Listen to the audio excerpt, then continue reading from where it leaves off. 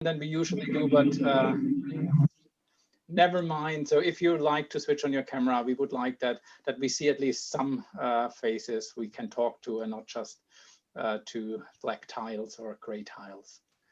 And with this, I hand over to Katrin. Yeah, so today we have N.Henze and V.Schwindt, and we all four, like Albrecht, Niels, Wally, and I, we work together in Stuttgart, and I learned a lot about the Uncanny Valley from Wally, because his PhD was on the Uncanny Valley. And I think he was the first person ever who published a paper on the Uncanny Valley for animals. And now Albrecht is introducing Niels. Yeah, so I think there is always a challenge in different chairs, what type of pictures you have to have in your dissertation. And I think at that time it seemed that Niels's group has cats, so you have to somehow get a cat in your dissertation. And Wally did it a real way. He published about the cats and Uncanny Valley. So N.Henze is a professor in Regensburg in media informatics. And yeah, we worked together for quite a number of years in Stuttgart, and he has been doing a lot of research with a lot of people out there, not just VR, AR, but really the idea of piggybacking research onto other things. And I think at that time when he started 10 years back, this was quite uncommon. Nowadays, with Corona being on, it's sort of quite an interesting research method to not have direct contact with the users and don't really bother about the individual user, just getting enough, then it will even out. But with this, we start with the questions. Katrin. My first question goes to Niels. So you and Wally, and I think also, yeah, surely some other people have a paper on Kai on changing self-perceptions through avatar design, which is the title of these conversations.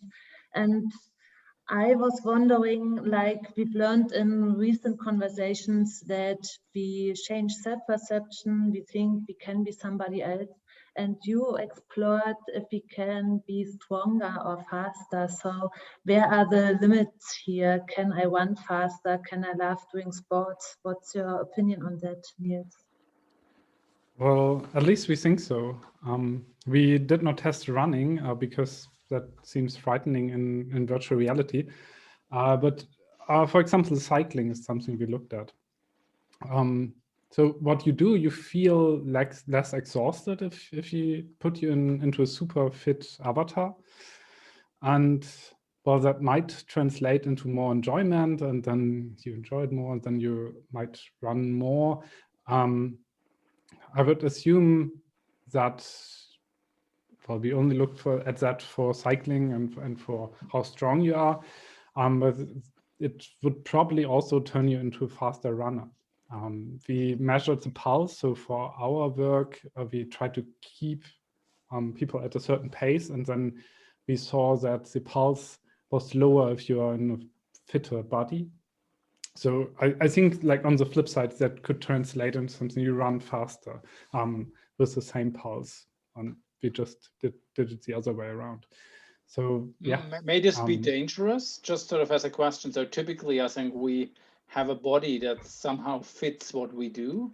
And could you imagine, I think if there's a difference in pulse, etc., that we really sort of lose our ability to judge what's good for us? I think if you look at other like domains, if you're a trainer, I remember my sister, she was, when she did sports, she had a trainer, and he was always started with, oh yeah, now do 50%. And then he increased that, now do 80%. And then she increased her pace, and then he said 100%. And then he went on with 120%. And obviously you cannot, I mean, that does make sense, right? From technical point perspective, but you can do that. You can go beyond, like you think you do 100%, but you can do it even faster. And I think that's what you can do with avatars as well. So it's like some motivation, some trainer that tells you go faster than you are currently doing. And I think just as for trainers, it can be dangerous, yes. I don't think it can be dangerous for what we are doing at the moment. So I think the effect is not large enough to make it really dangerous. But yeah, I think that's an interesting direction. Can we do something that it goes beyond what's safe. And does it work in both directions? So can you also tell somebody you can't do it? You know, like if you're super trained, but you don't look like, would you then give up earlier? So I don't know about giving up, but we see this effect in both directions. Yes. So what we typically do, we have 3 different avatars. One that's probably more the average, or how most people look like, and then one avatar that looks weaker or less fit, and one that looks stronger or more fit. And then there's this difference in both directions. Yeah. I have one. I put an advert in here. So I think obviously sort of conversations in our work is sponsored by ministries, and we have a treadmill in German Laufband, which goes up to quite a high speed in the basement. So if you want to have this experiment run, and I see Florian Deiber, who might be the runner we want to put on there. So you're welcome, but everybody else, if you're interested in collaboration in that space, and it's not our lab, there are a number of so-called living labs sponsored by BMBF in the VR, AR world, and we may perhaps in one of the following sessions give a short overview. There are chances for collaboration, especially if you need specific equipment like a treadmill or other things. But back to Katrin. I've one for Wally. So like some weeks ago, we had also Mark Ernst here, who I know you admire as well as me, and he works on sensory illusions. And talking to him, I learned that we can only fake our perception and cognition to a certain extent, and this works for sensory illusion. And I'm wondering how far you can go to, you know, make somebody believe you have another body. And I think we start what we just discussed with Niels, and then we probably end somewhere where, you know, your topic is the uncanny valley, where I think we don't want to feel like somebody who, I don't know, you know, we cannot identify and maybe put up the glasses. So do you have an impression how far we can change body perception, self-perception? Yeah, of course. But yeah, I mean, how far we can go fully depends on how the possibilities in VR, how far the technology enables us to create such illusions. And the last big step, in my opinion, was that we can really,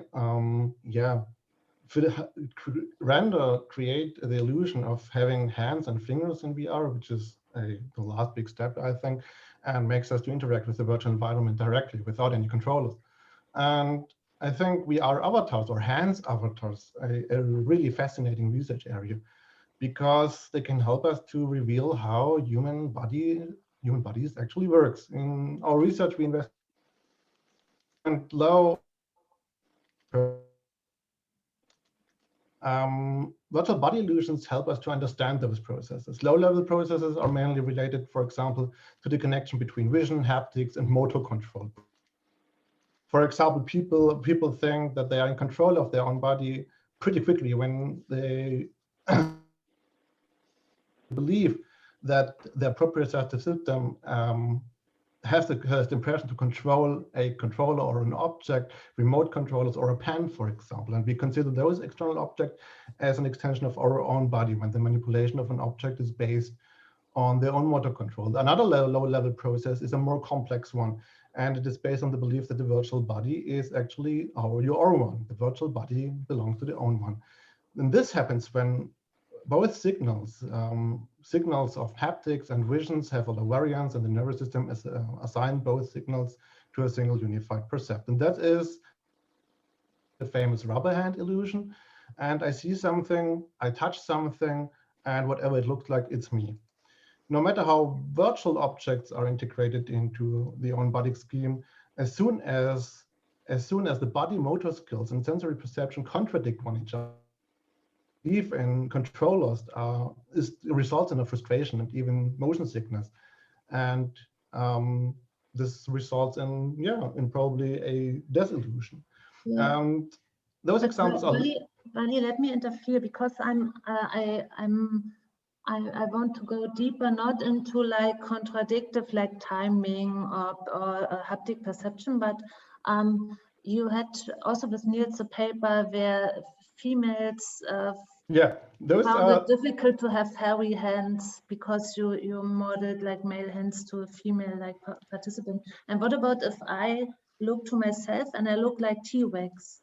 Will I freak out or Niels? What about stones? I mean, I think Martin is also here. Wally looked into, like, I think you looked into what happens if I'm a stone or if I'm an animal. Martin is smiling. Yeah, I talked about low-level processes, but what I want to say is that there are also high-level processes, and the most interesting high-level process that we are currently, and if you consider gender or age or beauty, all those things are kind of stereotyping, and we can make use of stereotyping. We can now behave according to the expectations of stereotypic characteristics. And this is what Martin is doing in his research. He takes the behavior against certain kinds of stereotypes to fulfill them and to behave like a female or to behave like a male. Characteristics does not match our own expectations. And this is what probably happens when we have, for example, a realistic character that does not look like our own one. And this is probably not the case when we have unreal, whether their own character as a toolkit or as a kind of utilization of a certain object that we use and where we have not that much limb ownership. And this is what we want to operationalize. So one question in that space with basically, how much can we willingly ignore our avatar? Is sort of the avatar something which really happens to us? Basically, we put it on as a clothing in a way, and we can't then sort of change our behavior. Does it come automatically, or is it something where we learn to do it, where we sort of over time? Did you experience sort of that? What do people experience when you do these experiments? What are comments you get from people? Is it really like, I think we had Mel Slater last week about sort of tolerance and skin color. We talked about gender, we talked about physical appearance. And so the question is it really something which I reflect and make a choice? Or is it something which happens automatic because my input which I get says I'm something else? Did you experience something in the experiments? Yeah, of course, because to interact, we give in every virtual environment we give people tasks, and to fulfill those tasks they need to interact. And the best way to interact is with a body that behaves similarly to their own one, and this is why they accept a virtual body very fastly and very quickly. But of course, there are side effects, and the side effects depend on the appearance. And the appearance of a virtual body or of a virtual avatar or a virtual hand avatar can decrease for that avatar in the virtual space. And this is why we are interested in the desire between the virtual You're breaking up, I think. You're breaking up, and I think then Niels has to talk. You're breaking up, perhaps. Where did he stop?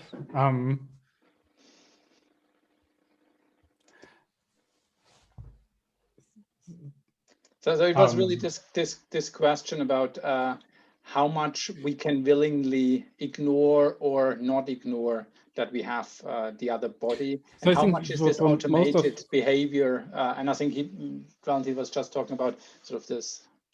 For most of the work we do, at least the work that's published, I think the differences are small. So the avatar looks realistic, it looks plausible. So and then you have, as Wally said, you have the task and you have the avatar. The avatar fits the task, so you can do the task with the avatar, and then you accept it. And we don't really give people the choice to reject the avatar. And it's obvious, I think, in a way, if you compare the avatars, but it's still subtle if you have the avatar on, so to say. I would assume that that at one point you reject that. As for the hands, like what we did a while ago when we put female participants into male avatars or male gendered avatars, I don't think that it would work for them, that they then suddenly adopt a stereotypical male behavior. I don't know whatever stereotypically male is, because they reject the avatar. Then I would assume they also reject the behavior that the avatar suggests to them. So I don't know. Example would be putting females into male gendered strong avatars, and if they would reject the avatar, I think it wouldn't work. But typically we don't do things in that direction. Because we want to induce this effect, right? So we want to optimize for the effect. Yeah, but you said it's about, so you measure perception if somebody rejects the avatar. And I think in more recent work, you also measure task performance if the avatar looks different. Do you think it also could be like measuring multi-model kind of behavior change? Maybe my voice changes if I have, you know, a different body or a different gender appearance, etc.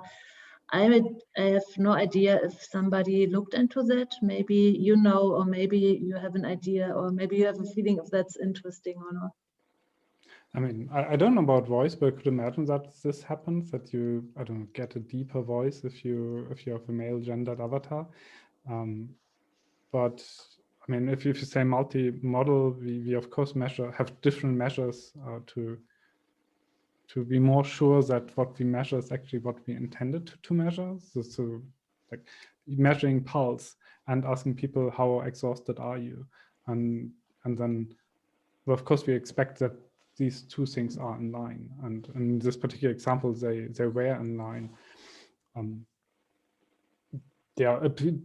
So I would assume that so there are multiple effects, right, at the same time, of course. So let me link this back to things I think we know. If you go into a meeting, and I think computer scientists usually turn up with a t-shirt, only if what they sell doesn't work, then they turn up with a suit. That's a sort of an old joke. Basically, never trust a computer scientist who comes in a suit. But I think that has changed now. But the idea, we put a suit on in order to represent something, and not just to the others, but also to ourselves. And I think the whole idea of running clothes, like sort of basically the whole industry around what outfit you need for a certain sport, is it the same effect? Is there something where you can relate this to? And while you think about it, I put a few links to papers from Niels and Wally into the chat, and also use the chat if you have questions, so that later in about 10 minutes we will start with audience questions. So try to get your questions in now while it's empty. Now, I think first of all, it makes me wonder what you are currently wearing. Is that a suit? No, you don't see the lower half, so lucky you. Okay, so yeah, so I honestly don't know if that's the same effect. So I mean, we dress up in order to sell a story, right? I mean, we believe that we do that for others, but we of course also do that for ourselves. I don't know if avatars have the same effect, if these two things are linked, but I would hope so, because I think that's a very nice thing, right? I can go to a meeting and then I can wear a suit and then I'm more confident. And I think what we envision is that you go to a meeting and it's, I don't know, on Zoom, and then I see myself in this very confident avatar that's very constructive and has all nice properties, and then behave like that. And I think what you can do with the stuff that you wear, I mean, you can do a lot with these things, but not everything. And I think avatars would add yet another dimension to that. So I'm not sure if that's the same effect, but if it would be, I think it would be a nice one. Yeah, Niels is right. Here you can optimize for the avatar, but you can also optimize for the audience. If you take the preference of the audience, of each individual who takes part in a virtual conversation, you can decide how should Niels look like, right? Niels can optimize for his own appearance, and I can decide how Niels should look like actually. And this is what makes VR really interesting. I think we can now adapt and optimize to every condition we like. As Wally, your mic works now. I have another question on like self-perception, and so far you and most people focus on vision because technology has the highest level of simulation here. What can you imagine about haptics? We talked about hairy hands, etc. You know, can I change how I feel also for haptics? We did a study. Yes, yeah. The short answer is yes, but the long one is the long one is we have no reason why. We have no idea why, or any systematic behind the defect. Right? We have no idea why this occurs. We know that when you have a, for example, invisible hand, no hand at all, or a very hand, blurry hand, or a tip point hand, a hand consisting of just a, then you rather tend to accept the feeling from haptics. Your haptic sensitivity increases because now haptics has the more reliable signal than the visual one. But this tends probably to decrease when tactile sensitivity when you go more and more into realistic. Probably now fully depends on the degree of how far I can go, how far I can simulate a visual appearance according to the human appearance. But the true effect, or the actual reason, we have no idea why. We have a difference in the JND, which is the just notable difference between tactile sensitivity cues, and we can measure what is the true reason behind it. It was just an assumption that this is the case because you rely more on the signal that is come from the haptic cues. So I want to dig on one point a little bit deeper, because I think we had over the whole series always the question how well this works for humans who are socialized in a non-VR world, especially our evolution happened on VR. And I think, Wally, you said we can now make the world appear to everyone that it fits their world. So let me take this sort of a white male person, everybody around them is white male, a black person, etc. So we could really create our own. And I think this is sort of some of the nightmares we see on social media. Yeah, so basically we create a bubble, and the bubble is not just the content, the bubble is appearance, etc. So is this sort of a route to destruction of mankind? This is a very good question. I think if you optimize for one's own worldview, you live in a bubble. So if you go more and more into the direction of confirming one's own worldview, then you're probably running to a disastrous scenario, right? But let me take one which is not as extreme. Let's say I'm slightly overweight or I'm slightly underweight. Let's just take this one example. And so basically I just make everybody look a bit overweight, I see, or make a bit underweight in order, I think this very minimal thing, which I think we have it to some extent. I think everybody has probably Beautify switched on Zoom. So basically which makes the skin a bit sort of nicer that we look. So I think it's a slippery slope. So what can we do about that? No idea what we can do, but we can write a lot of papers about this because we are researchers. But from a social perspective, this is probably if you want to confirm behavior that is not according to social standards, you're probably running into trouble. Yes, this is true. I'm not a social scientist. I'm a VR researcher. I would say I'm a VR researcher, but I have no idea what's going on when we change completely social standards in a complete virtual environment. Would it really be worse than what we see today? I mean, yeah, this is true. I don't have a beautifier on, but I mean, now we know that you have. But you invested in camera equipment and even showed us how you invested in camera equipment that we can also do it on YouTube, right? But I think like now we have beautifiers, and so everyone looks beautiful on, I don't know, Facebook or Instagram. But like what we are, or the scenario that Wally described, or that you described, is that I can make everyone look ugly in my world. And no, the no, question I is, think that really so, works. No. so I think there's a fundamental difference. So if you go on Instagram, you find people who you don't. So basically, if you go on people who beautify themselves, you will not share their beautification method. You look at it and you don't like it because they chose, this is how I look beautiful, and that's what they exhibit.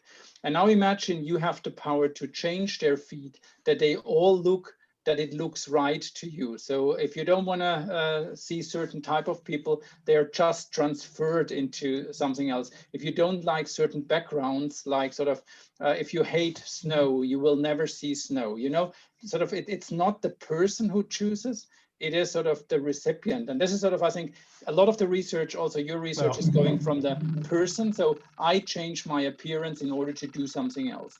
But I think what Wally hinted at is, I can also change how you appear to me, and everybody can do this. So I think there's one thing, we lose common ground because we can't basically, this shirt is really nice, and then you look down and you have a bathing suit on and you think, which shirt? Because you have a different, so I think this common ground, but at the same time, if I can choose how you look like, I think this bubble is massively amplified. It's much more than what we see nowadays on social media. Exactly. The question is, why should you do that? I mean, what at least what we are why looking at why do we go on social media and only follow people who we like? I don't, but okay. So maybe I'm different. But people tend to customize themselves, right? This is a kind of identification. This is a kind of expression. No, they express themselves using their appearance, and this is probably what happens here all the time. No, well, I mean, what we are looking at something else. What we are looking at is like, how can we make things better? So like, how can we? I mean, we assume running fast is a good thing. So we look at how can we make people run faster. Other people might look at how can we have a constructive discussion and how can we change the avatar in that way. And I don't really see the positive outcome from changing like everyone to, I don't know, white male or something. So what would be the positive consequence from that? Why would I do that? And I mean, but maybe I don't really less stress. I don't see the application for that. I would have like a scenario in mind. Like currently, I try to hang out with people who share my opinion about things that, you know, I'm emotional with. And this is also reflected sometimes in the appearance, like people have alu heads, etc. You know, so like we are here talking about mixed reality. I would like to have glasses, and when I go out, I do not want to see somebody with an alu head, so I could make this disappear. And this would not change the world, but would make me happier. Maybe I'm different. I installed Telegram just to be a member of. So I'm now a member of a Flat Earther group, for example, and they're really crazy, and I find this super interesting. And there are others. I mean, you can like all the things you see on the news. But then you could make people more interesting, you know. So you could still add things to people, you know. You can like fade things out and you can blend things in, so you can change the people around you. I think one of the effects, what you just described, is being a media informatics professor. So I think we do a lot of these trials. I did the one on TikTok and I felt it costs a lot of time in a similar direction. But I think this is not normal behavior. I think just sort of so I think if you look how people customize their feeds, they're usually not doing this. And I think the effect we have seen in the US with the elections, the effect we have seen in the UK prior to Brexit is sort of a clear indicator that sort of what we do is sort of this playing with the, to understand this, is not sort of common behavior. But I think what I would like to switch is to the audience question. And I think we have the first one. Are you okay to speak on the recording? Then I would let the recording on, because I think that's quite an interesting one. It goes towards games. And I think as Wally and Niels have done a lot on games, I would leave it on. But if you're rather okay, I can also read it out. So no, Yeah. I'm for the next. Okay, can you unmute yourself? I think so. You should be able now. Okay. I hope you can hear me. Yeah, perfect. So my question was, so you mentioned displaying like 120% performance for someone who was going their normal max, kind of like implicitly telling them that they were better than a normal situation. And what I was wondering, particularly in games where you want to have the players to have like this power fantasy of constantly feeling like they're getting better and better and better and better. So and if you kind of simulate this progression for a player, what are the consequences? Like at which point does this simulating of a constant like empowering like how does the user themselves start to overestimate themselves, or in like on the contrary, like if we simulate that they have less than normal performance, like if we simulate a door being much harder to open than a regular door, like stupid examples, but I hope you get my point. Like are there any studies done on long-term effects of this body transfer? Is it body transfer? Yeah, body transfer illusion.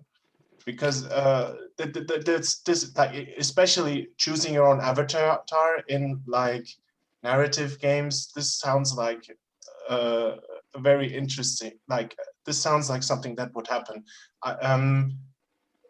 Like in Half-Life Alyx, for example, in order so that the players don't have to like pick up stuff all the time, they can do like a flicking motion so objects come to them. And I've heard anecdotally that people who stop playing this game, they start to flick their wrist in real life because they feel like they earned this power. And are there like any studies on that? That's like my main question. Or what are the implications? I think there's one thing, and I don't know if there's anything about it. I don't think so. That is where you say, like, can we like continuously increase the effect? And that seems to me like, you know, these illusions where you increase the pitch of a sound, and to you it seems as this pitch is constantly increasing, even though it isn't. And I know exactly what you're talking about.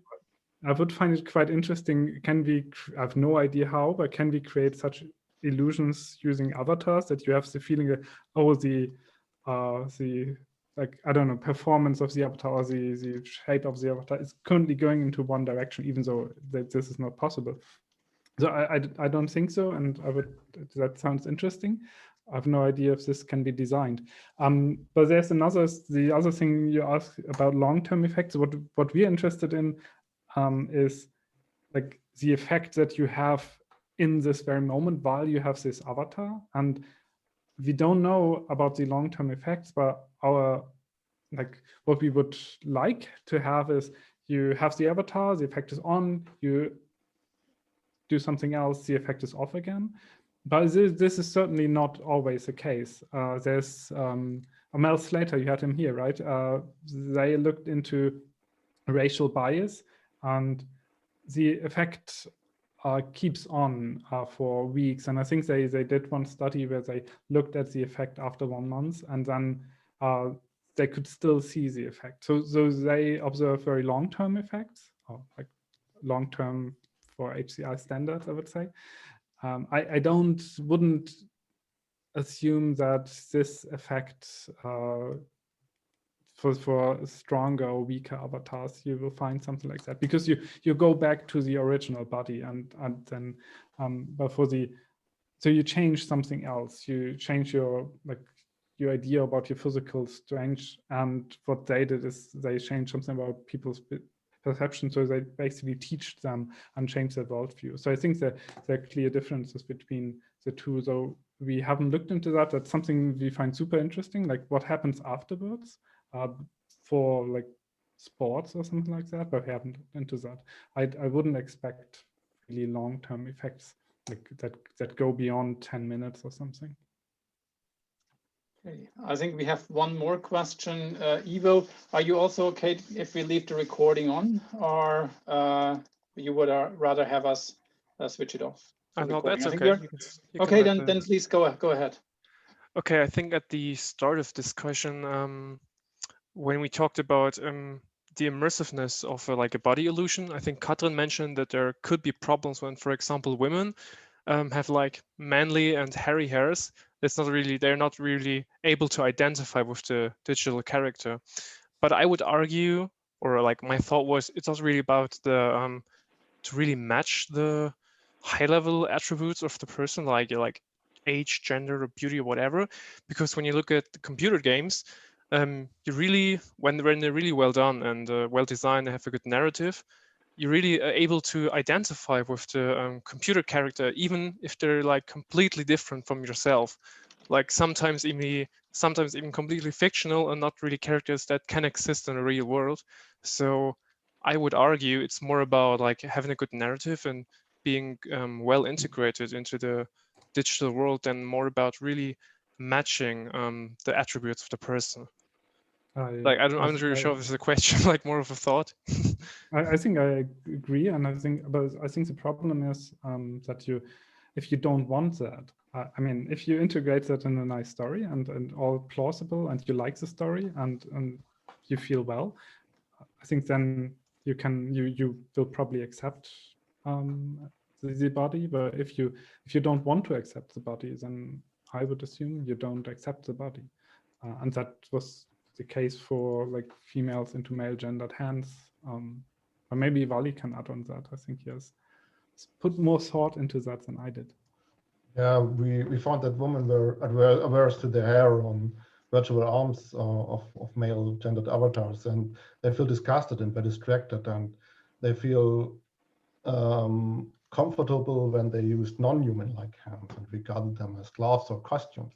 But I also think that this highly depends on habituation, of course, and the excitement of being in VR and the expectation to be another character, to accept another character. When I want to be another character, I fully accept probably the illusion. If you go for an experiment which is randomly controlled and you get a random condition and you are probably suddenly a woman in a male character, then yeah, then you're probably disgusted. But this is, I also think that this is a long-term effect and must be part of a longer-term study in a whole day or whole week VR environment where you can look into if someone accepts the new body in a long-term study. Yes, of course. And Martin is doing this currently. Martin asked people how they feel embodied after a certain amount of time. Yes, a longer amount of time. We only study people for 10, maybe 20 or 30 minutes, but not for a whole day. Okay, so we go a bit through, and some of them we read out, and some. So there is somebody, Johannes. Do you want to put it out, and we stop the recording now, and then we go on with sort of more questions to get more engagement. And so, Johannes, are you happy to read it out yourself, or should I read it out? No, it's okay. I think that nicely connects to the previous question. I was just wondering if some people have problems feeling embodied with a strange avatar. Could you increase the feeling of being that avatar if you change it from the original appearance to some sort of alien appearance, and maybe do this transition in front of a mirror so the character and the user can feel better connected? Yeah, this is probably related to my work, because exactly this transition is causing what we know as the uncanny valley effect. Yeah, you have one entity and another entity, and you blend between those in a probably inconsistent way. You quickly run into uncanny effects. If you have partially realistic eyes or partially realistic skin or only partially realistic human-like properties, you probably get an appearance that looks very fast, really creepy. And this is probably should not be done. This is what we did in our research. Yeah. Don't do this. Create a clear entity with a clear stereotype, and you will probably not get so much trouble with the appearance. So that links in a way to a question I think Florian Deiber had. So we go a bit out of the question on the uncanny valley, obviously sort of goes into a similar direction. So Florian, you want to bring it up? So let's see if we can give you sort of a microphone.